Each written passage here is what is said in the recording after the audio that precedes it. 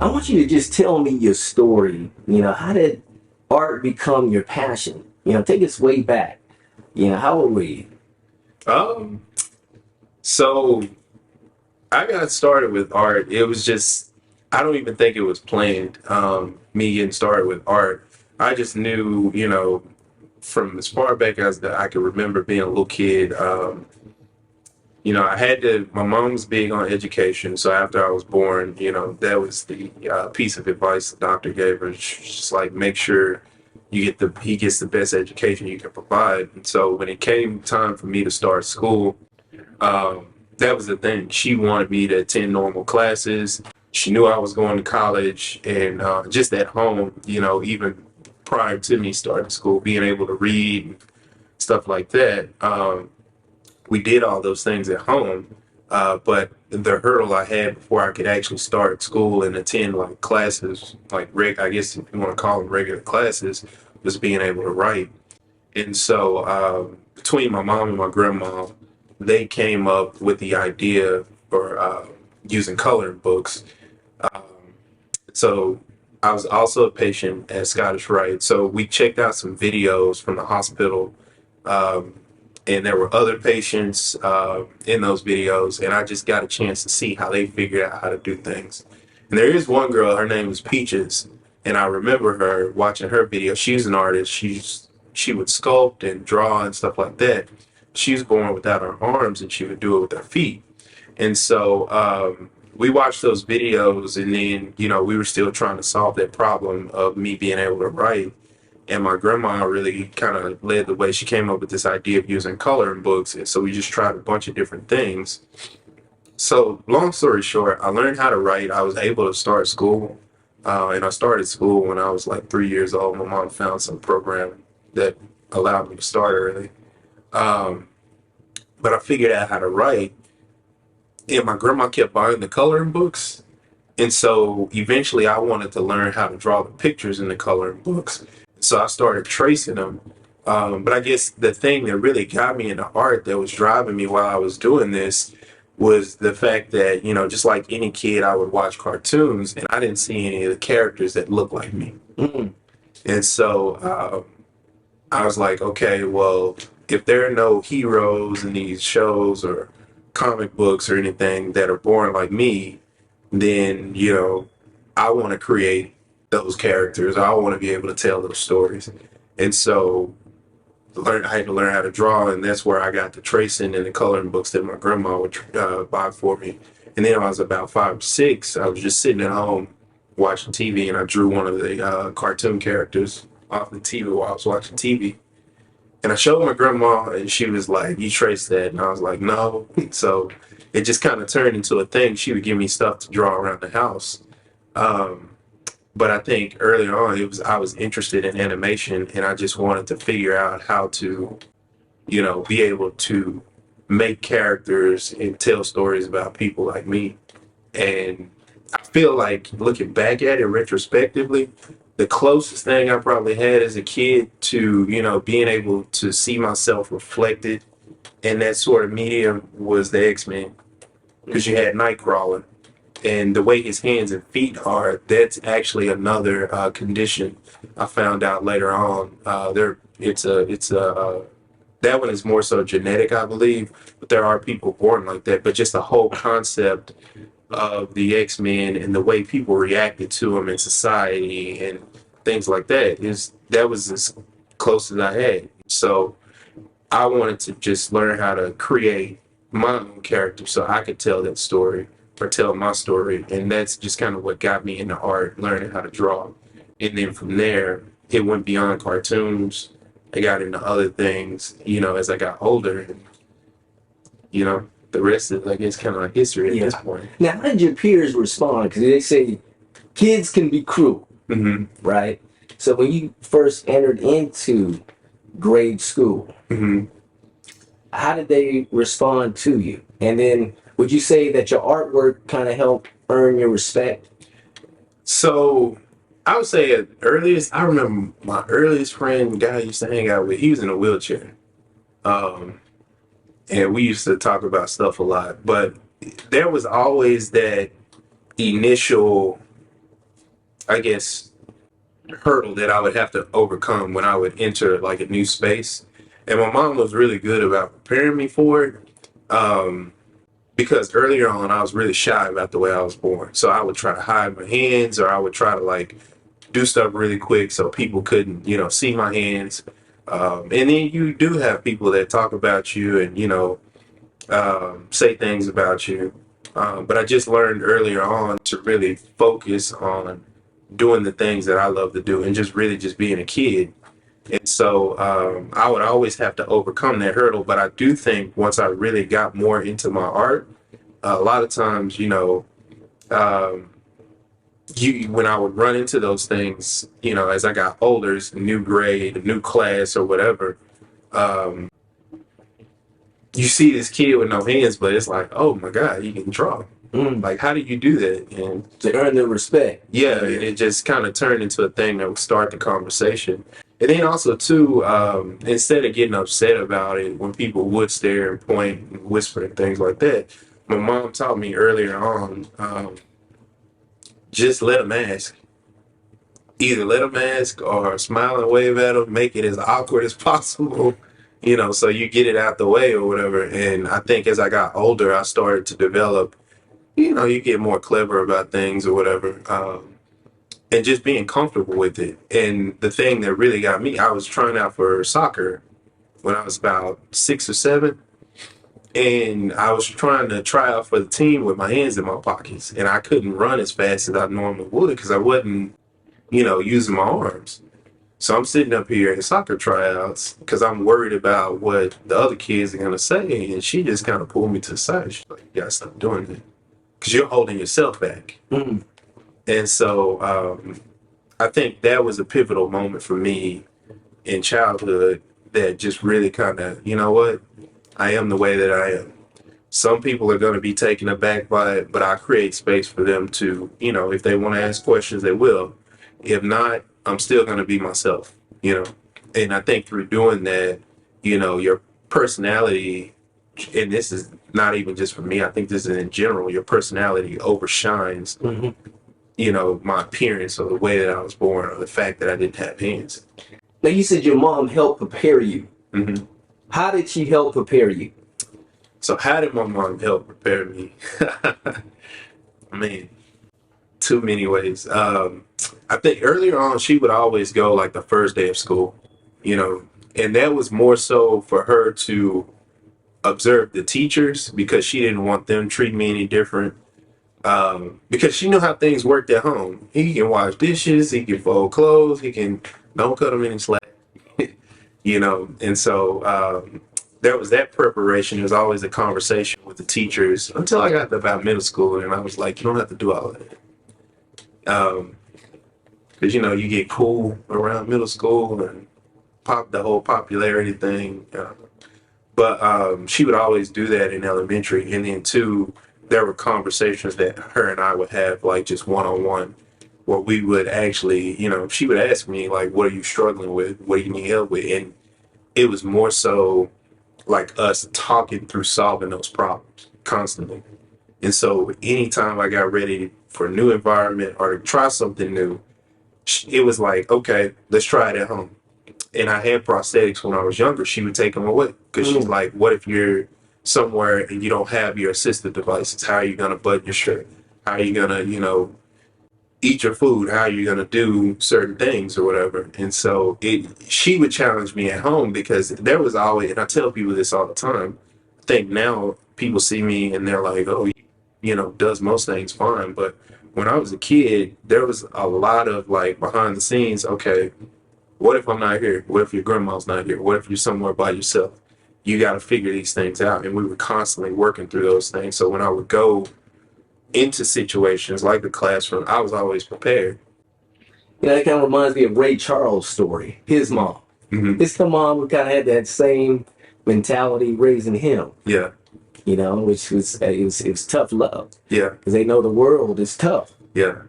So obviously it paid off. That's great. Yeah. So now we talk a little bit about your faith. What did your faith, I know you're a Christian. Mm-hmm. How did that play a part in building that inner strength? God was always first. And I think, the church I grew up in, um, my mom, she had a real strong faith. And I think that was the other element of it that really just kind of kept kept us where we needed to be, as I was working through challenges and things like that. And so I think about it in my adult life, like as a parent, like what are the things she was up praying about at night and she was worried about? Because I could only imagine. And she always would remind me or lead with the fact that, God does not make mistakes. He puts people here for a reason and he'll make a way for them. He's gonna make a way for us. And no matter the situation we were ever in, she was adamant about that. Even until she passed away. She had a battle with ALS, and towards the end, she was losing her mobility and her ability to raise her arms. Got harder for her to breathe, but she still had a smile on her face. Even the last few moments, I spent with her. She told me she liked my hair, and then she was just like, "You'll be all right," and she smiled and gave me a thumbs up. But I look at that Praise God. as like her. She just had this unwavering faith growing up, and I watched her. There were times you don't think kids are paying attention, but it's like I knew she was sitting at the dinner table trying to figure something out or figure out how, you know, she was going to get me in some kind of program, or because she was real big on the education thing. So finding little supplemental programs and things for me to do outside the classroom, she was adamant about that. And so I knew she was like figuring out, how am I going to pay for this? How is this going to work out? And, just watching her having that faith, it was just like, well, we'll go for it. And I trust that God is going to make a way. And sure enough, that's what always happened. And I remember, the summer arts program at the South Dallas Culture Center. I don't know how she found that program, um, but she took me up there, and I don't know if you had to sign up for it or register for it or something like, but I don't know how I got connected with that. But she found that program, and it's just like, that opened um, a whole new world for me in terms of being able to explore other forms of creativity, not just drawing or whatever, which is what I was doing when I was younger, but learning how to paint, learning how to write, theater, create music, and all of that centered around African American history. Um, and so she, yeah, I don't know how she found Miss Vicky. Tell us about Miss Vicky. It's Vicky Meeks, right? Yeah. And you called her. I mentioned her name to you. You said, "No, Mama Meeks." Yeah, no, we call her Mama Vicky. And just as a kid, it's like she had all these kids from like South Dallas. I was from Pleasant Grove. Um, but I mean, we grew the rest of my family was from South Dallas area. But she had all these kids in the hood basically. But even far back, as far as I can remember, being as young as I was, she was just one of those adults that she commanded attention because you knew she wasn't coming to play, but it was in a loving way. She wanted to pull out the best in us. She wanted to teach us, which she did in the staff in her program. They were always good about putting together a curriculum for us to really learn about not only African American history, but some of the history in Dallas, in the city and state of Texas, and things like that. Um, but then giving us avenues and pushing us to really explore different art forms. So I get there and I'm like, oh, I just want to draw. And she's like, no, you have creative writing. You need to learn how to write poetry. You need to learn how to be expressive. Okay, I'm writing, but why am I taking theater? Because that's another form of expression. And all of these things have an aesthetic and they can feed into what you're doing or whatever your specialty may be. If you want to draw, if you want to paint, or if you want to do photography, having at least some experience with those other things gives you more of a view of what it is you're trying to focus on. I think the South Dallas Cultural Center was an important program for me, and I think that program is important for kids because it connects us with other kids in that neighborhood, in that community. Um, So we became like this little cohort, and it gave us somewhere to go over the summers for me. I mean, there was a program that went on during the school year, but I only went during the summer. But it gave me somewhere to go to where I would look forward to seeing my friends and then also learning something new about African American history, about African American history in the city of Dallas, and then also tying that history into us exploring different art forms. So teaching us how to understand the history and apply it and be expressive. And then, all of that kind of culminates into us being able to grow up and think about where we want to go, like how we're going to move the needle forward coming from, South Dallas. So like for me, coming from Pleasant Grove, like just because I'm from there, that doesn't mean I need to limit myself to where I can go in life. And I think that program was one of those places that was pivotal, along with Miss Vicky. She's still one of my mentors to this day. And the instructors we had there, they would always push us to understand that the world was bigger than where we were. And so I think that's why that program is so important. Now, what was that first, I'd say, artwork? That first drawing or painting that you knew you had this gift? So I started painting probably when I was in middle school, so about seventh grade. And really, it was just I had spent a couple summers at the cultural center, and so we got into like figure drawing with charcoal and things like that. Mr. Gillespie, who I work with now, he's still kind of like a mentor. He and his wife Valerie have been kind of helping me with my art career now. But he was one of my earliest instructors, so he taught us a lot about figure drawing, using charcoal and things like that. Um, and then he would take us to paint murals.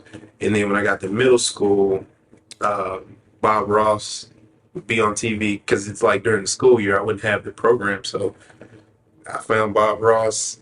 I would rip the cardboard flaps off of the boxes in the garage and turn my mom's dinner chairs into easels. And really just, she got me like an acrylic starter set, and she's like, I know this will keep you busy. And that's where I started. And I think after about two or three of those earlier ones, I really got into it. Like, I want to learn how to paint too. So that was at my earliest, but then I stopped after high school and I picked up I had my first oil painting class my junior year of college. And, it's different from acrylics because acrylics, I liked it, but I always felt like I had to finish the painting like in 10 minutes. Well, with oils, I could think my way through the paintings because they don't dry fast. And so the first painting I really did that I felt like, okay, I really like this, it was my largest painting. It was a painting of Aaliyah. Mm. Um, and it was the largest painting I had done up until that point. And it wasn't necessarily the drawing of her, but it was the mixing of the colors, which was something I never would have thought about required so much attention to detail. There were colors in that painting. I spent like 20 or 30 minutes just mixing the paint to get it the color I wanted. Um, so my mom took that painting and she actually entered it into a City of Dallas art competition. And I didn't sign the front of it because this was the first painting. I was like, okay, this is it. I don't want to touch it. It was done. I was like, I don't want to do anything else to it. And so she was so worried about somebody stealing that painting that she wrote my name in pen down the side. And I ended up getting third. That was the only time I was mad at her. I ended up getting third place. And I was like, that's because you wrote my name on the painting. Now, how old were you at that time? Junior, I was probably like 19, Mm. 18, 19. So I guess that right there boosted your self-esteem. So I'm sure you got some really good feedback. Third place, that's great. So from I wanted first. you were the first place. Yeah. So wait, I guess that inspired you to just persevere and to get a first place. Yeah, like it was, you know, even to be able for that to be my first real like oil painting. I mean, just to even place in a competition like that, I think that's what really kind of I'm like, okay, this is a thing. And then, like I said, just working with oils, it was a totally different medium, so I could treat my paintings um, not only as this expressive means to create something, but I could work through them like a puzzle. And that just kind of goes back to everything else in the way I've lived my life, always solving problems. And so I learned how to be strategic, and I mean, you're always working on getting better or finding ways to get better. But each painting is, to me, is kind of like a puzzle, and I try to find ways to be strategic about my approach to it and then how to improve upon that. And the oils, they just give me the freedom to really take my time. Mm. So after that contest, did you go on to compete in more contests? After that competition, I think I did like a couple more while I was in college, but then I got really into computer graphics and animation. And so I started doing more of that. And then I was looking for a job after, or my first professional job after I finished my graduate program. Um, and at the same time, I was working on like this 3D model. And Now, where did you go to school at? I went to the University of Texas at Dallas. And so UT's little nerdy cousin, or as my friend that still works there, he likes to call it the MIT of the South. Okay. Yeah. But no, I was working on this thing on my computer, this 3D model. I spent like 60 plus hours working on it. And then my computer crashes, like the power blipped in my apartment or something like that, and it corrupted my file. Mm-hmm. And like that night, I was like, you know what? I'm a paint. Mm-hmm. Granted, you don't have the undo buttons or anything like that, but that's when I realized the stuff on the computer, I still love it and doing digital stuff. And it was a different way of approaching creativity, but it was just something in that moment. I'm like, if I was drawing this or if I was painting this, it's all muscle memory. I can paint over it. It's almost like being an athlete. And it just reminded me that how much I missed it. And so I just kind of got into it because also too, I'm like, I was thinking about job interviews, and I go on these job interviews and spend 45 minutes talking to somebody, and they would ask me if I could use a keyboard and mouse. Mm-hmm. And so I was like, okay, I'm gonna paint one for me, but then I'm gonna record myself painting so I can show this to people so they can see if he can do this, then I'm pretty sure he can use a computer. Gotcha. Yeah. Now, where does your inspiration come from for your paintings? Early as I can remember, my earlier inspiration, again, just kind of came from that space of wanting to see myself reflected in media or see characters like me reflected in media. But then, too, now I guess where I'm at, and really with getting back into painting, I always loved character drawing and character animation and design. And so through painting, it's like I meet people and I learn about their stories. And I've always been of the mindset, it doesn't matter what your background is, there's something you can learn from everybody's human experience. It's like us living on this planet is like giving a bunch of kids a camera and putting them in the same room. No two kids are going to take the same two pictures. True. And so just my mindset about painting now is more about trying to capture a story, emotion, and in the way that I use my brushes, I try to keep some of the gestural stuff I learned from drawing with animation or drawing for animation in my paintings. But the goal is to really just try to evoke some sort of emotion from the viewer and bring them into the subject and let them create the story around it. Now, what is a typical day for you like? Now?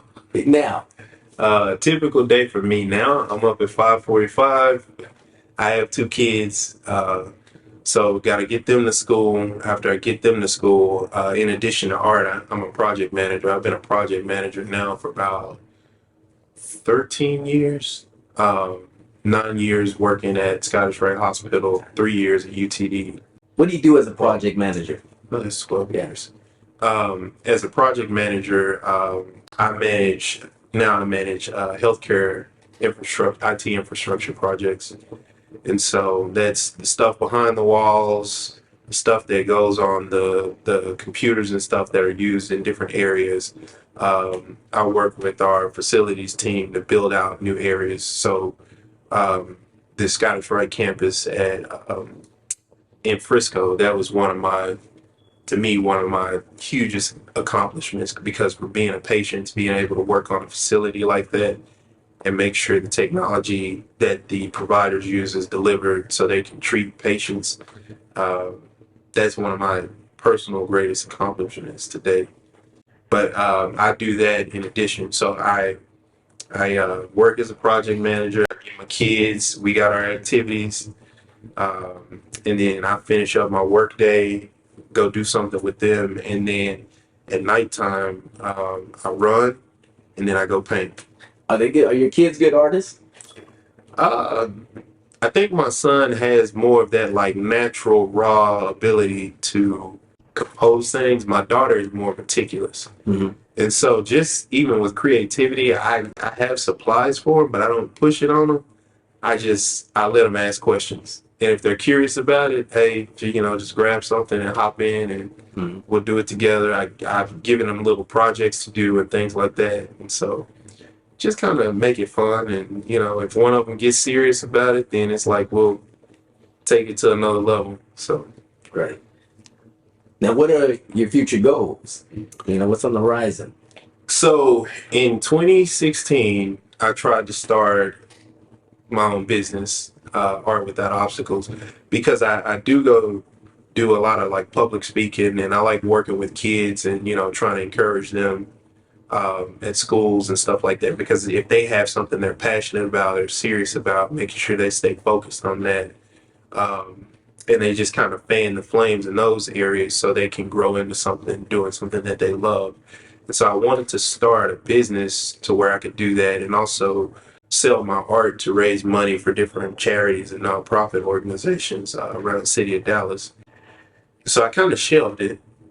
Um, and now I think where I'm at with some of the experiences that I've had over the past few years, I'm looking to revisit it and relaunch it, and that's the goal by the end of the year. So, Art Without Obstacles. What words would you have for those who, maybe haven't found their God-given purpose, or maybe be pursuing it, Mhm. but they're running into challenges. They feel like giving up. Maybe they have a lot of obstacles in front of them. What advice, words of wisdom, just from your own experience, would you give to them? If you're trying to figure out what your talent is or what that thing is that you're good at, a lot of times I think we can overthink that, right? We think it has to be one thing. Because I know earlier on, I was like, well, no, all I know how to do is draw, right? But even with that, at the same time, and I'm going back to when I was in graduate school, I got stuck in one of my classes and I'm like, um, you know, I don't think I can overcome this hurdle or I can do this thing. But then also too, I started to realize, and a lot of times, again, just, discovering what that thing is, it may not be obvious, but as you're progressing through life, a lot of times people have skills that they don't realize are skills or things that they're developing that they don't realize are developing. And those things may be the things that are second nature or that you just naturally downplay because you're like, I don't know how I can, use that or leverage that or turn that into something that I do. But even small things like being able to communicate with people, that's a gift. That's a talent everybody doesn't have. And so I think you have to make space and just really sometimes sit down and think about what am I naturally good at that I may not be aware of. It could be something simple as solving problems. Maybe you're really good at putting puzzles together, but there's some way about the way your gears are turning in your brain that they don't work. It doesn't work the same way as somebody else. And so there's value to that.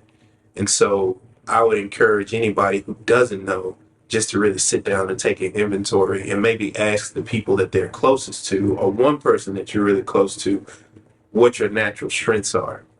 And then when you get that feedback, you can really start to hone those things. If you do have something you're passionate about and you run into roadblocks, The first thing I'd say is don't be afraid to pivot, because even if you have gotten so far with whatever goal you're chasing, you don't feel like you run into a hurdle you don't feel like you can overcome. There's still value in the experience up until that point, and that may give you the knowledge you need to pivot somewhere else. Because even as being a project manager, like I never saw myself doing that. I was just doing 3D art, and then I didn't realize my background and understanding of technology would give me the means and understanding to communicate with people who were programmers. But yeah, I didn't know I was developing the skills that I needed to develop to be able to talk to programmers. And so just being able to understand both worlds, that's kind of how I ended up working as a project manager. And then not only that, again, the whole communication thing, being able to listen, something I learned from my grandma more than I talk, and really listen to try to understand what people's problems are. There's value in those things. And so I learned that, you got to be nimble and be willing to pivot.